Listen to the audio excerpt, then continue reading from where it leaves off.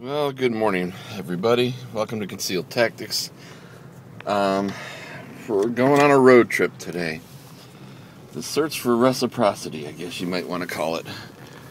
Heading out to Pennsylvania so that we can get our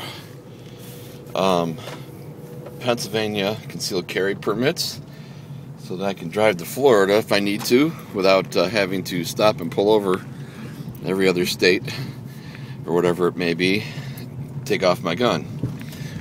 And since living in Ohio, I live very, very close to Pennsylvania. I live about 45 minutes an hour away. Me and a friend of mine who has also a concealed carry permit. We are going to leave early here because it takes about 2 hours or so to get to where we need to go. And we don't know how long it'll take once we get there to the sheriff's office out there in Erie, I believe it is. And hopefully we're going to come back and do a little shooting, and we'll have some of that information. Hopefully we'll have some pictures and video of that. Depends. I've never been to this one range we're going to try to go to because they're the only ones open during the day, unless we go out to the farm and shoot. But it's pretty cold out, and I really don't feel like freezing today. So we'll see what happens, and keep updating this as we go. So, concealed carry road trip. Yay! Here we go. Hey everybody, we're on the road finally. See the great road. On our way to Pennsylvania. Here with friend Brian. Another concealed carry weapon guy, and we're going to he's new too, relatively new and new to carrying a gun. And so what's your thoughts on why we're going to get this? So we can travel through more states and not have to worry. So have you had any issues about carrying your gun since you really just started carrying it about a couple weeks ago? No, not yet. Yeah, haven't been pulled over yet. Yeah, have you concerns or anything about carrying or keeping a loaded weapon, or how you carrying? What you carrying with one in the chamber, or are you carrying it without, or what? No, I'm not carrying in the chamber, but no, I don't have any real concerns. I watch the videos on YouTube, and I see the guy that shoots himself, so that's about what I worry about. Do you feel uncomfortable carrying in any places or anything, like, you know, in public places or anything?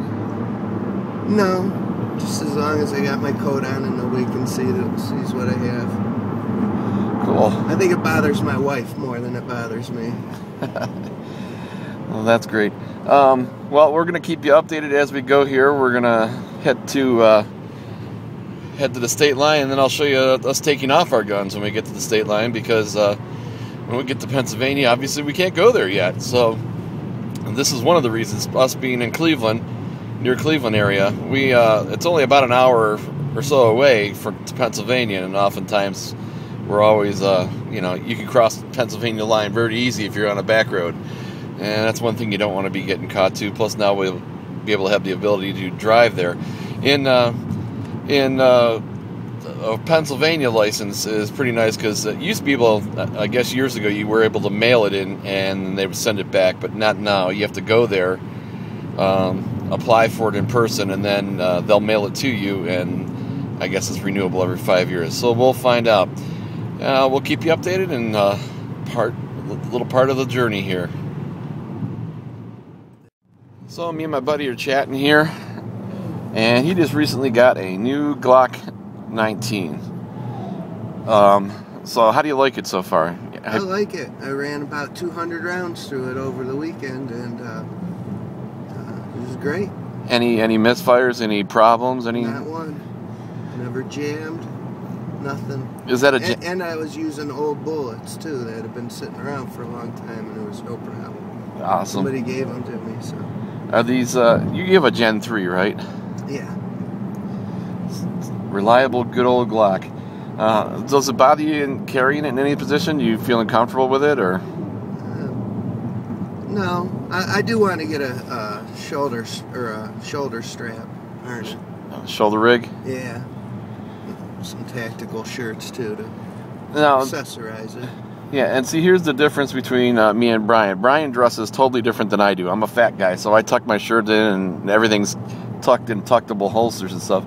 Brian tends to wear his on the outside of his belt, and we'll cover it with, a bigger shirt or a jacket and things like that, just because of how he dresses. He's a skinnier guy, so he can get away with fashionable clothes, unlike me. So I'm not that much skinnier. But yeah, we're having a great time here. We're getting ready. Well, these drives are long. They're not really long, but when you're used to going nowhere like me, it's a long drive. All right, guys, we'll check back in a little bit. All right, guys, a little update, a little pain in the butt for us here. We're almost to the Pennsylvania line here, so we had to stop and take off our weapons, clear them, unload all the ammo out of the magazines because they cannot have them together in the magazines when in the guns here. And we had to separate the guns from the ammo and lock up the guns in the trunk. So, lovely pain in the butt, and this is why we're going for this trip, because we don't have to do this, okay, when we're accelerating onto a freeway. All right. So is that a pain in the butt or what, Brian? Yeah, it was a pain in the butt. It sure would be nice when we don't have to do that anymore.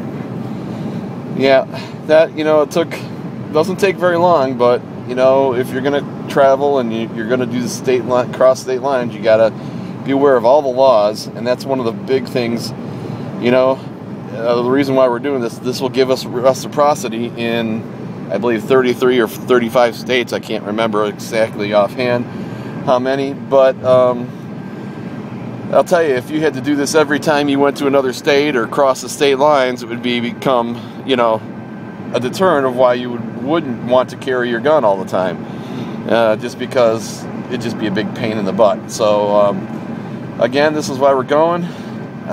Any other comments on that sucky situation? No. Okay, we'll leave it at that, and we'll catch up to you after we, or then some other point in the trip here. All right, the road to reciprocity. All right. Here's another little discussion we were just having. Being able to access your weapon while you're in your car. Brian's used to a nice big truck. We decided to take his wife's car to save on gas. What's the first thing you noticed, Brian? That the seatbelt buckle and the gun were pressing together, which ended up pinching my fat roll. And makes it also inaccessible to get your weapon. Yeah. So, here in Ohio, we have different laws. They just changed them recently. You had to have your gun on person when you're driving. They've made it a little bit nicer now. You could actually, if there's no one in the car or whatever, you can lay it on your seat or whatever you want to do. I mean, unless there's a child in the car, then obviously there's some safety issues that they could bust you for. But basically, you can put your, if there's a holster and you want to hook it up on your seat, you can do that, whatever you want to do. But that's another topic. So we're discussing types of holsters for in the car. Now, I'm a fat guy, so a cross-draw holster will not work for me because I'm just too fat. It's not going to fit up across my stomach, which is a great option for a car. The other one is a shoulder holster, which Brian was talking about getting here, which is great for a car too because you still have access. Or what was the other thing you were talking about, Brian? A tactical shirt. 511 makes a tactical shirt that I guess has Velcro like under the pockets, so you can just reach in and grab it if you need to. And so that's one of the things you might want to think about as you're driving or carrying in your car. It depends on the state laws if you have to keep it on your person or not. But if so, you might want to think about what kind of holster you're going to be able to use from. If you're used to driving a truck and you have access to be able to move around a little bit and get to your holstered weapon, that's great. But you may need to go to a shoulder holster, or also an ankle holster is another situation that's nice because you can put it on your one side and still reach down and get to your ankle. So just another little thought tip here on our road to reciprocity on on carrying and some places you can carry while you're traveling and in your car. Welcome, Zoo.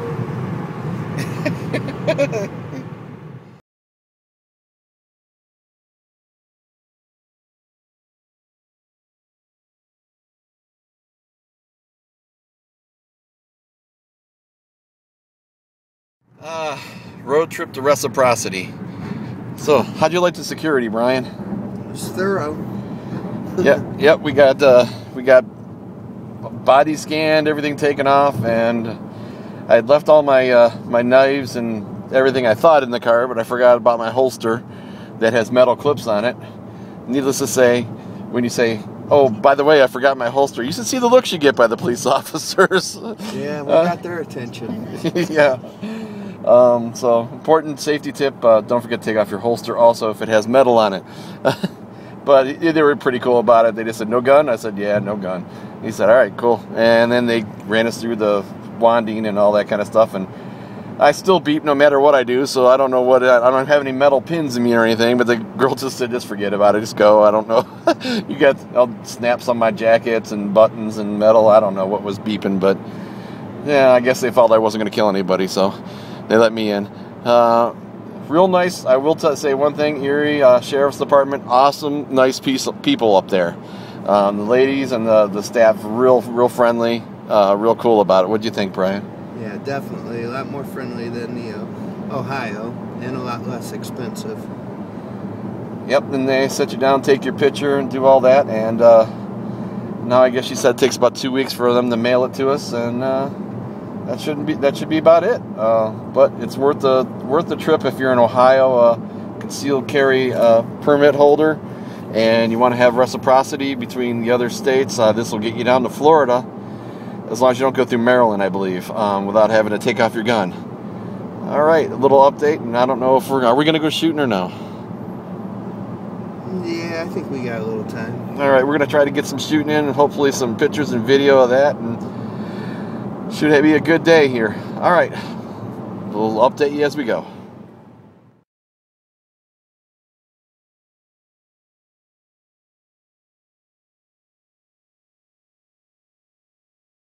We made it to the range. Here's Brian. Go ahead, anytime you want. Anytime, huh? Going right pretty good. Yeah, that's a good live one.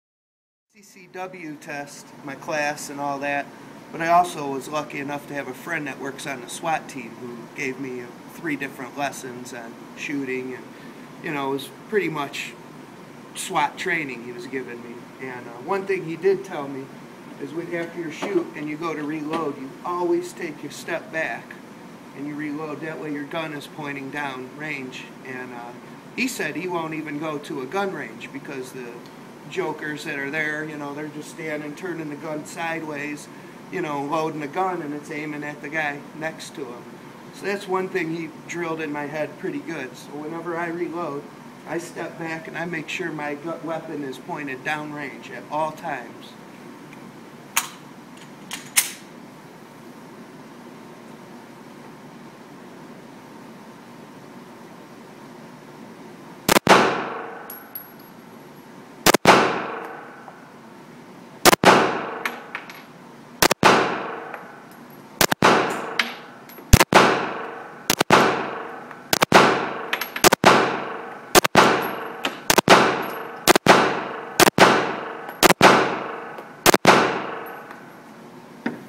I was just seeing how fast I could shoot.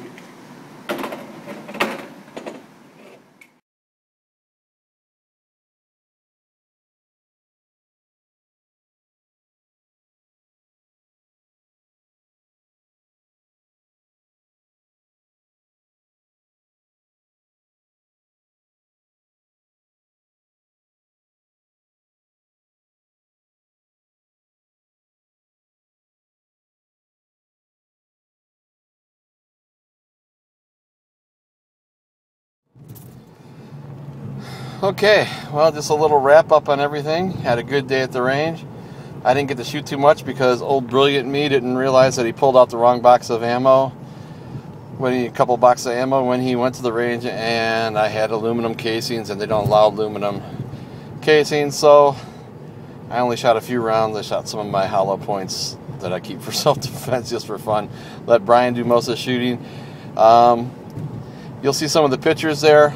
Most of that, Brian was not doing, just sort of having fun. And near the end there, I started making him practice some different drills and do some left-handed and right-handed shooting. And then you'll see one of those last set of targets, we were working on trigger control, and you can see his grouping got a lot better. You'll see my sort of cruddy grouping there. It wasn't great. I was experimenting because my laser sight is not quite right, and I was sort of playing with, I was having Brian sort of spot where my laser was when things were hit when I was shooting the trigger, because I pretty much was ignoring the laser at that point because I knew the sight was off, and I wanted to see where I was actually hitting and where the laser was actually being sent. So had him sort of sighting some things on for me and checking some things. So I was playing around a little bit. All right, we had a great day on the road to Reciprocity. In a couple of weeks, we should have our Pennsylvania Conceal and Carry permits, and be able to carry in about 30-some states. So, a side note, I threw in some safety points there with Brian, which are some good safety tips about being downrange and making sure your muzzle's always pointed downrange when you're shooting. That stepping back is a very, very good technique. I've seen many people point their muzzles to the side to check their weapon as soon as they're done shooting, instead of just doing exactly what Brian was showing there. So that's an awesome safety tip from Brian. And again, hope you had fun sort of watching our little road trip today and shooting. And Concealed Tactics out.